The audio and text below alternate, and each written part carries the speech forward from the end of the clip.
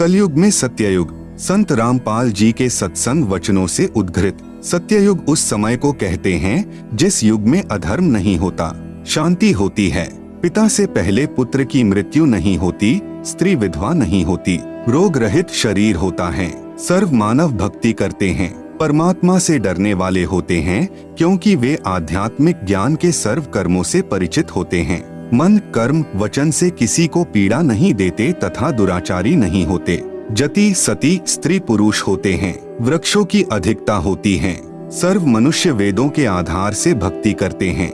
वर्तमान में कलयुग है, इसमें अधर्म बढ़ चुका है।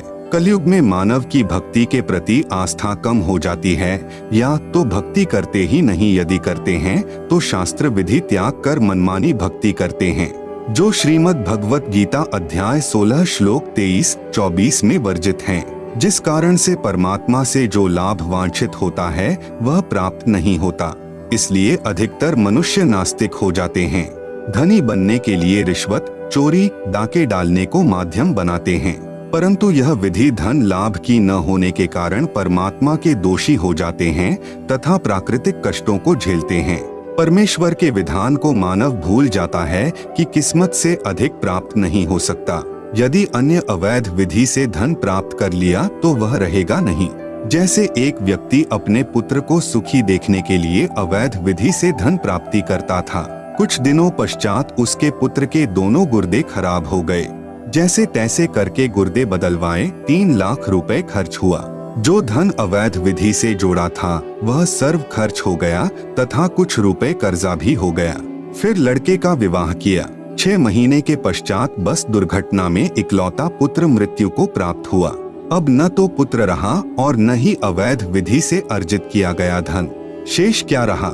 अवैध विधि से धन संग्रह करने में किए हुए पाप जो अभी शेष हैं, उनको भोगने के लिए जिससे पैसे ऐंठे थे उनका पशु यानी गधा, बैल, गाय बनकर पूरे करेगा। परंतु परम अक्षर ब्रह्म की शास्त्रानुकूल साधना करने वाले भक्त की किस्मत को परमेश्वर बदल देता है, क्योंकि परमेश्वर के गुणों में लिखा है कि परमात्मा निर्धन को धनवान बना देता है। सत्ययुग में कोई भी प्राणी मांस, तंबाकू, मदिरा सेवन नहीं करता, क्योंकि वे इनसे होने वाले पापों से परिचित होते हैं। मांस खाना पाप है।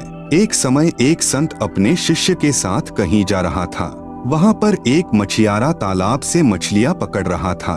मछलियाँ जल से बाहर तड़फ तड़फ कर प्राण त्याग रही थी। शिष्य ने पूछा, हे गुरुदेव, इस अपराधी प्राणी को क्या दंड मिलेगा? गुरुजी ने कहा, बेटा समय आने पर बताऊंगा। 4-5 वर्ष के पश्चात दोनों गुरु शिष्य कहीं जाने के लिए जंगल से गुजर रहे थे। वहाँ पर एक हाथी का बच्चा चिल्ला रहा था। उछल कूद करते समय हाथी का बच्चा 2 निकट निकट उगे वृक्षों के बीच में फंस गया। वह निकल तो गया, परंतु निकलने के प्रयत्न में उसका सर्व शरीर छिल गया था तथा उसके शरीर में जख्म हो गए थे। उसके सारे शरीर में कीड़े चल रहे थे जो उसको नोच रहे थे। वह हाथी का बच्चा बुरी तरह चिल्ला रहा था। शिष्य ने गुरुजी से पूछा कि हे गुरुदेव, यह प्राणी कौन से पाप का दंड भोग रहा है? गुरुदेव ने कहा, पुत्र, यह वही मछियारा है जो उस शहर के बाहर जलाशय से मछलियां निकाल रहा था। मदिरा यानी शराब पीना कितना पाप है। शराब पीने वाले को 70 जन्म कुत्ते के भोगने पड़ते हैं। मल मूत्र खाता पीता फिरता है। अन्य कष्ट भी बहुत सारे भोगने पड़ते हैं तथा शराब शरीर में भी बहुत हानि करती है। शरीर के 4 महत्वपूर्ण अंग होते हैं, फेफड़े, लीवर, गुर्दे तथा हृदय।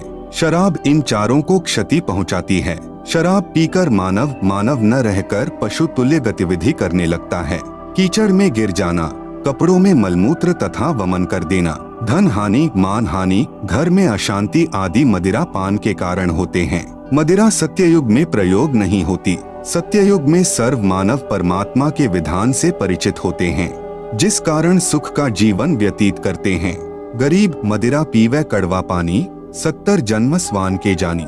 दुराचार करना कितना पाप है। परद्वारा स्त्री का खोले, 70 जन्म अंधा हो डोले।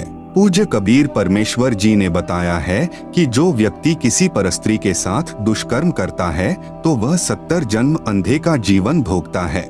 बुद्धिमान व्यक्ति ऐसी आफत कभी मोल नहीं लेता। मूर्ख ही ऐसा कार्य करता है। जैसे आग में हाथ डालने का अर्थ मौत मोल लेना है, जैसे कोई व्यक्ति किसी अन्य के खेत में बीज डालता है तो वह महामूर्ख है। बुद्धिमान व्यक्ति ऐसा कभी नहीं कर सकता। वैश्यागमन को ऐसा जानो जैसे कुर्डियों पर गेहूं का बहुमूल्य बीज का थैला भर कर डालाए। यह क्रिया बुद्धिमान व्यक्ति नहीं कर सकता, या तो महामूर्ख या शराबी निर्लज अर्थात घंड व्यक्ति ही किया करता है। विचारणीय विषय है कि जो पदार्थ शरीर से नाश होते हुए आनंद का अनुभव कराता है, यदि वह शरीर में सुरक्षित रखा जाए तो कितना आनंद देगा। दीर्घायु स्वस्थ शरीर, स्वस्थ मस्तिष्क, शूरवीरता तथा स्फूर्ति प्रदान करता है। जिस पदार्थ से अनमोल बच्चा प्राप्त होता है, उसका नाश करना बच्चे की हत्या करने तुल्य है। इसलिए दुराचार तथा अनावश्यक भोग विलास वर्जित है। तंबाकू सेवन कितना पाप है। परमेश्वर कबीर जी ने बताया है, सुरापान मध मांसाहारी, गमन करे भोगे पर नारी, 70 जन्म कटत हैं, शीशम साक्षी साहिब है जगदीशम। पर द्वारा स्त्री का खोले, 70 जन्म अंधा हो डोले। 100 नारी जारी करे, सुरापान 100 बार, एक चिलम हुक्का भरे, डूबे काली धार। जैसे कि ऊपर वर्णन किया है कि एक बार शराब पीने वाला 70 जन्म कुत्ते का जीवन भोगता है, फिर मल मूत्र खाता पीता फिरता है। परस्त्री गमन करने वाला 70 जन्म अंधे के भोगता है।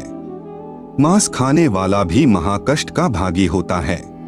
उपरोक्त सर्व पाप 100 बार करने वाले को जो पाप होता है, वह एक बार हुक्का पीने वाले अर्थात तंबाकू सेवन करने वाले को सहयोग देने वाले को होता है।